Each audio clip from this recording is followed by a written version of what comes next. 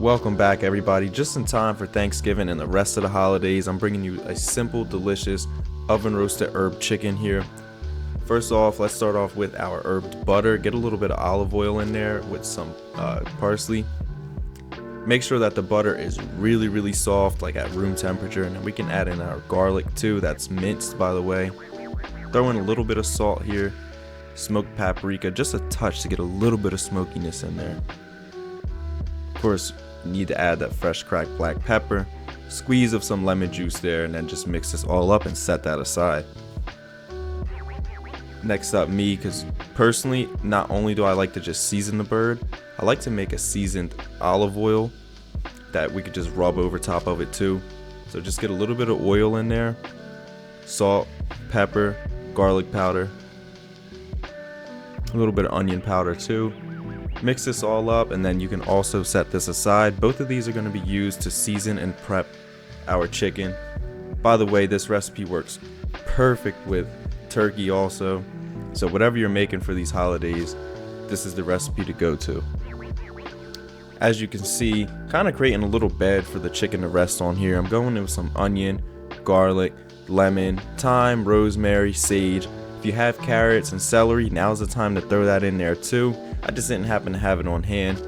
Not only is the chicken going to rest on this, but it's also going to help to flavor our gravy once we get to that step.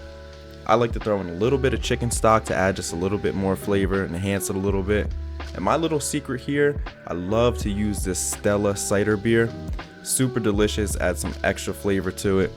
Of course, I'm not letting this go to waste. Gonna go ahead and drink the rest of that. Get that herb butter that we made earlier. Just kind of create a pocket right in between the skin and the breast. Slip that all the way through.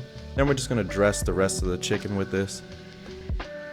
You really want to make sure that you get all around the bird here, in between all the crevices, underneath the wings and the thighs too. Just want to make sure you get that flavor in every single point possible. Once that's all done, we can throw the bird right on top of that little bed that we made there, get it ready for roasting. And the final step though, don't forget we made that olive oil blend. Just throw that on top so you can season it even more. And then it's ready. The olive oil also just kind of helps. It's like a barrier to make sure that the chicken doesn't burn, the butter doesn't burn. Stuff this also with some of the stuff that we have underneath it too, because that's just going to roast inside the chicken to give a little bit more flavor. Just some onion, thyme, and lemon there. That's looking beautiful already, even before cooked. Just going to cover it with some foil now and roast this on 375 for about an hour covered. After an hour here, this is what we're looking like. Obviously my bed didn't hold up too well. Probably could have used them onions and carrots that I needed. I'm gonna keep it real with y'all. I separated this onto another roasting tray and then just drain this to get it ready for our gravy here. First off, we're just gonna strain those parts right there. Throwing a little bit more stock into our pot right here. Then we're just gonna get all those other resting juices and everything back into there. By the way, the chicken went back into the oven uncovered for about 30 minutes. But as for our gravy, bring that up to a simmer. This is one of the ways to thicken it. I'm just using a slurry here with cornstarch and water. Gonna add that in there. It's many different ways to make your gravy. I find this one to just be super quick, easy. Throw that slurry in there, let it simmer. Then it's ready to go. Looking good. I'm just gonna strain it one more time and then set it aside. Then it's done.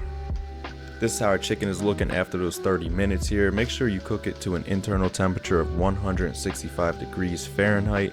That's looking beautiful, ready to go. Happy Thanksgiving, y'all.